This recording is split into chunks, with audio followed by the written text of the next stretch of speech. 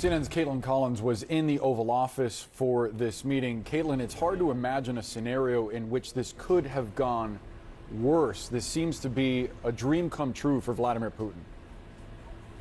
Well, it's not an overstatement for sure to say that it is one of the most astonishing moments that we have ever seen happen inside the Oval Office, between these world leaders essentially shouting at one another by the end of this, devolving into, at points, Trump and Vance berating Zelensky for saying that he was not being grateful enough for the aid that the United States has provided to Ukraine, and Zelensky arguing back that they do not understand Putin, essentially, that he will violate any agreement if the proper guarantees aren't in place. That seemed to particularly incense Trump, as he was saying, don't tell us what we're going to feel. Zelensky has been arguing that Putin will not stop with Ukraine, that he will go on to other Eastern European nations, including Poland, as he made the argument there.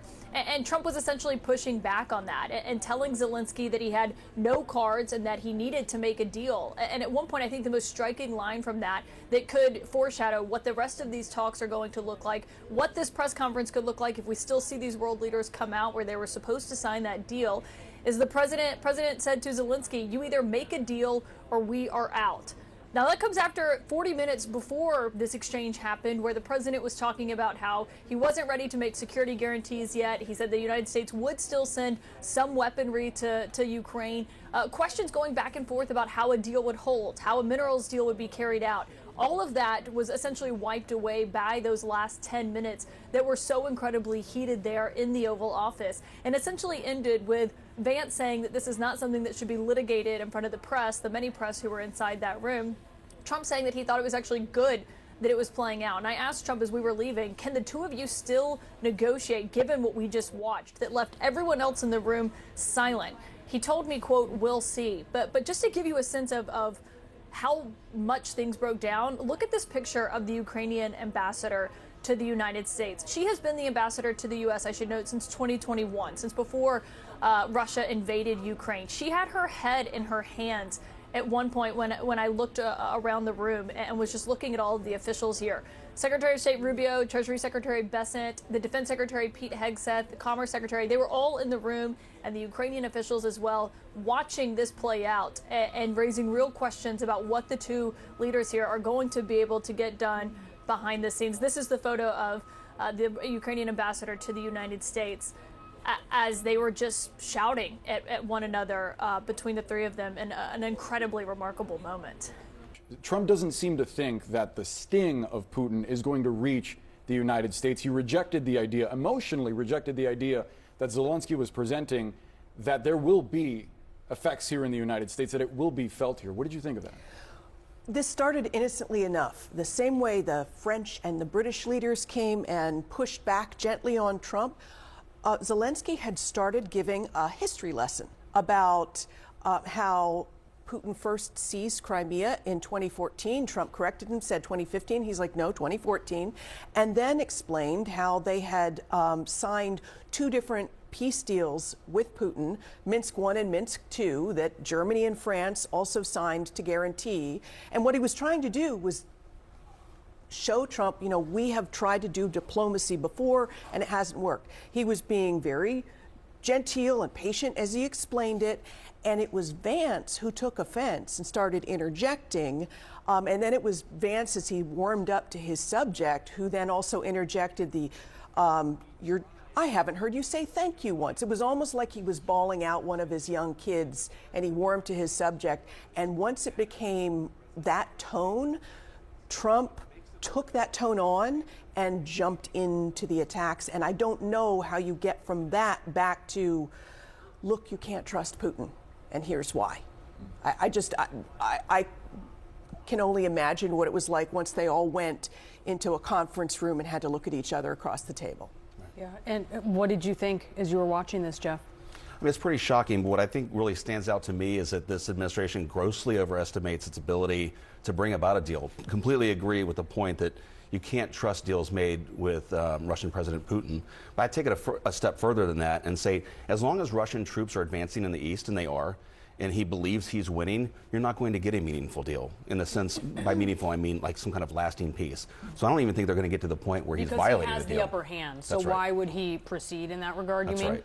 Yes, none of his strategic objectives about changing the government in Ukraine and really controlling the strategic direction of Ukraine, none of that has changed. And as long as he thinks he can do that by what he's doing right now, he's going to keep doing that. And the rest of the negotiations with him, that's just smoke and mirrors. And my impression is that basically Trump's national security team, people like Mike Waltz, the national security advisor, Secretary of State Marco Rubio, they're very traditionalist, they're anti-Russia, but like past Trump administration officials, they sold Trump on this deal through the lens of business, through the lens of making investments for U.S. companies possible, leveling the playing field with China, because China has 70% of the rare earth minerals, and this would give the U.S. a jump on some of that.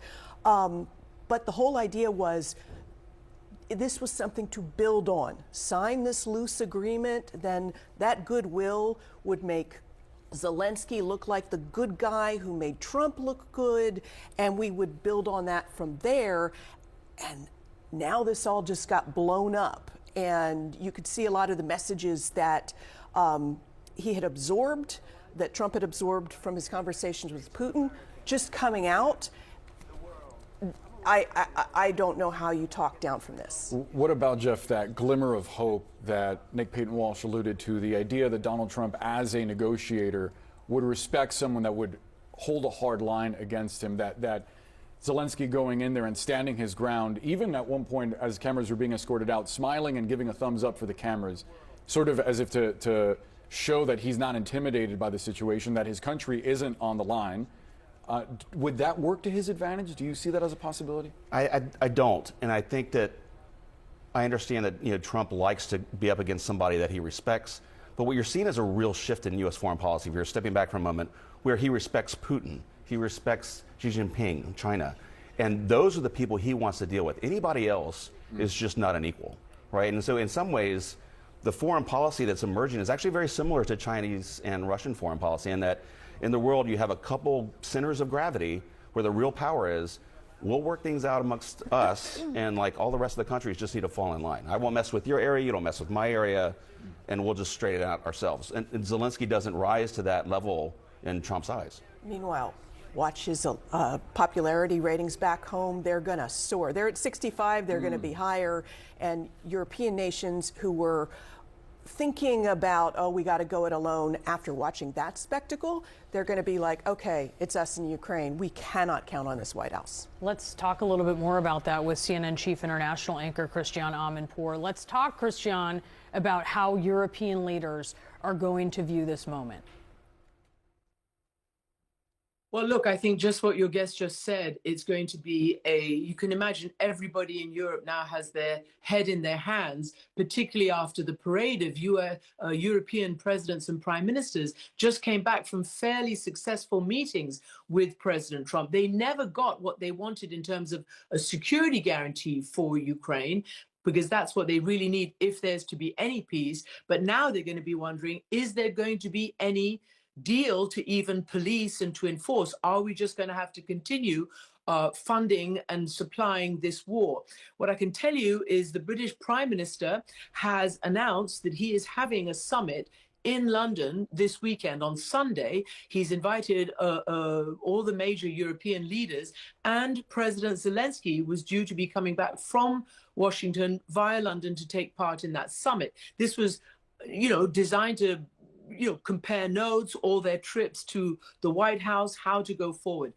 I don't know whether that will still happen. I don't know what they might discuss. It seems it's even more urgent for that summit to take place, given what just happened in the White House. Look, from a European and an overseas perspective, what seemed to have happened was this very strange new White House way of having these long and lengthy Oval Office sprays with the press, where they do talk for a long time. It's not usual. This is, an accident waiting to happen. You saw the Zelensky handshake as he met with President Trump at the portico. He was incredibly tense. Zelensky's body language, very tense, knew everything that was riding on this, on this meeting. And then, as everybody said, a fairly okay meeting devolved into this really horrendous catastrophe in the last 10 minutes. And as everybody has said, launched by the intervention of the vice president. Vice President J.D. Vance, this year in Munich, basically, washed his hands of Ukraine. Last time he was in Munich at the security conference, basically told Europeans and Ukrainians that I don't care really much what happens to Ukraine. So there's some animosity there, as you can imagine. Untruths about Zelensky never saying thank you, and a very, twisted and tortured version of what's actually been going on during this war. But I think, as many people said, Zelensky's main aim, as he said himself, but I want to ask what the US is prepared to do going forward.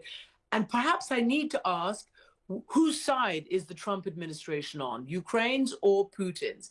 And I think what you saw in that meeting was much more of the United States administration, the president and the vice president, taking all the Putin talking points and being frustrated with Zelensky and using those talking points. That, in terms of a transatlantic alliance and in terms of a superpower going forward, is really the major shift that everyone overseas has been incredibly concerned about.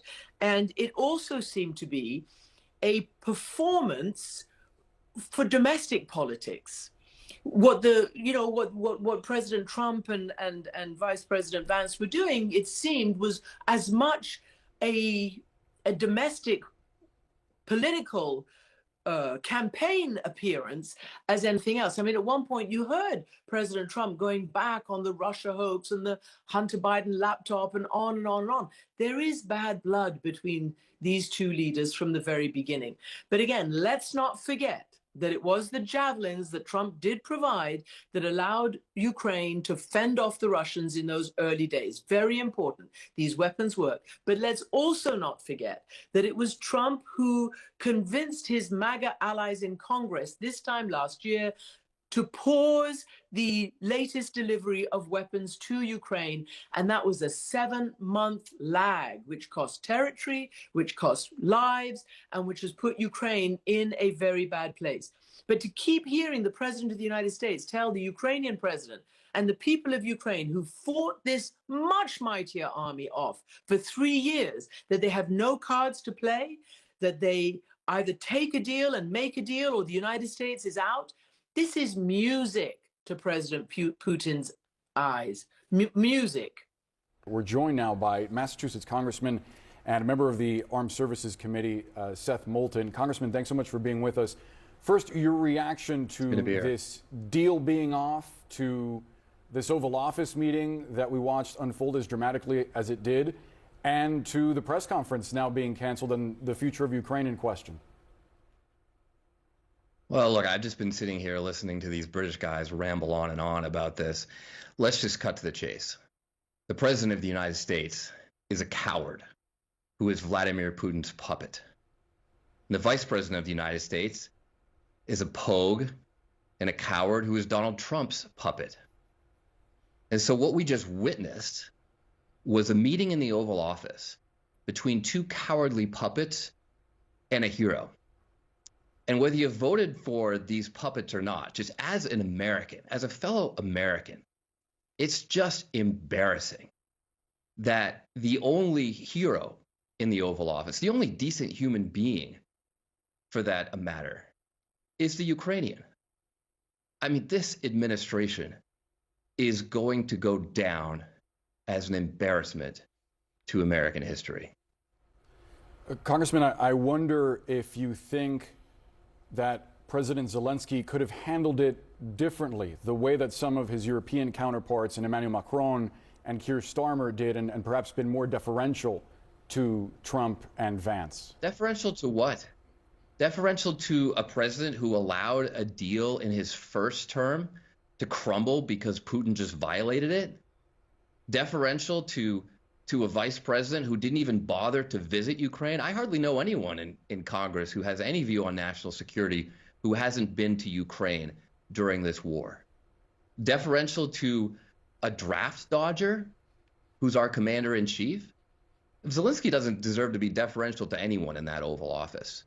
In fact, I kind of wish he'd put them in their place a little bit stronger.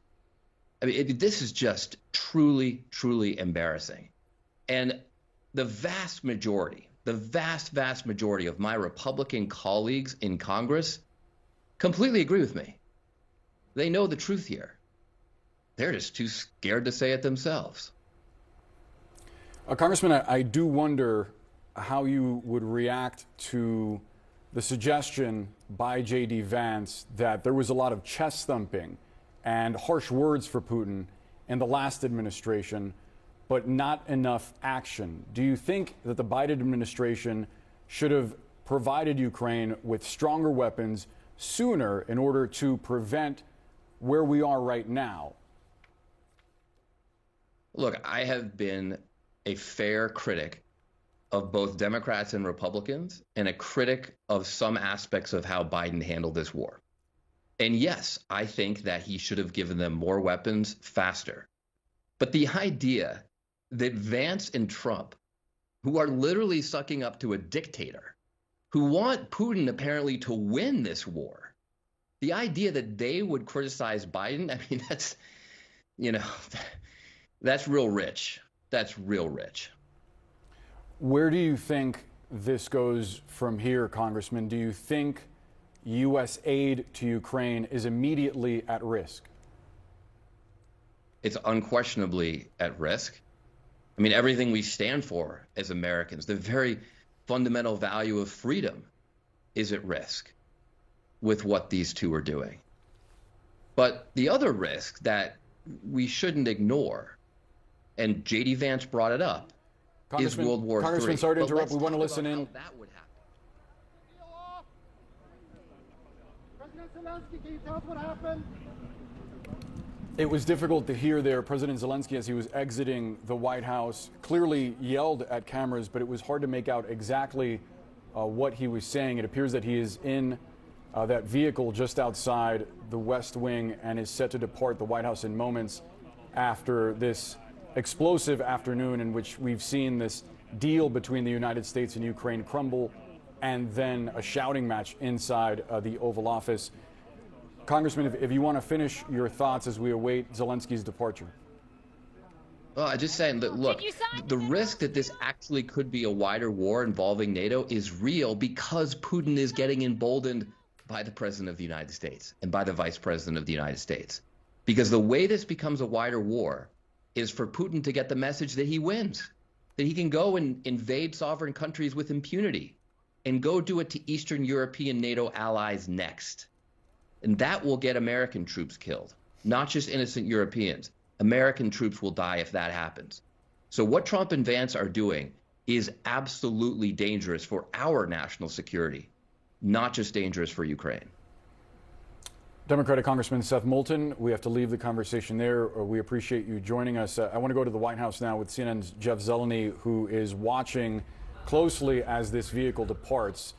Jeff, were you able to make out what Zelensky yelled to cameras? We were not able to make that out, Boris. We will go back and listen, but it was nothing extraordinary or long. But what we are seeing here now is President Zelensky leaving the White House about 2 hours and 20 minutes or so after he arrived without getting a deal and without doing a press conference with President Trump to sign the deal. You will see right here this motorcade going behind us as we speak, driving out of the north gates of the White House. What this is an extraordinary breakdown in diplomacy, the biggest break and change in foreign policy. Let's listen right there. President Zelensky, can you tell us what happened? So as you could see there, we were re-racking that tape. I could not make out what President Zelensky was saying, but now he has left the grounds of the White House, and indeed, we shall see what comes from here. He did stay in the West Wing of the White House for some minutes after President Trump said, "Come back when it's time for peace." So we do not know if there were any further discussions. We will certainly do our reporting and let you know. But this moment, this Friday afternoon, the end of a very busy week of diplomacy here, has ended and anything but that. And interestingly, right before President Zelensky came to the White House here, he met with a bipartisan group of senators, and Republican Senator Roger Wicker, the chairman of the Foreign Relations Committee, welcomed him, and he said, "We're here to show you our support." That is not how President Zelensky leaves this White House. So certainly this is a breach in foreign policy protocol, but also really showing the split inside this Republican Party, the party of Donald Trump and the party of J.D. Vance. We have not seen Vice President Vance really speak up much at all during his opening weeks of his vice presidency, but that moment in the Oval Office certainly is resonating and reverberating around the world. But now he is gone. They are breaking down the room where the press conference and deal was scheduled to be announced. And that certainly is not how even President Trump wanted this day here to end. We shall see if this is a negotiating tactic. We do not know how long President Zelensky will stay in town. President Trump clearly does still want to make a deal, but those tensions and fiery exchanges certainly have cut deep.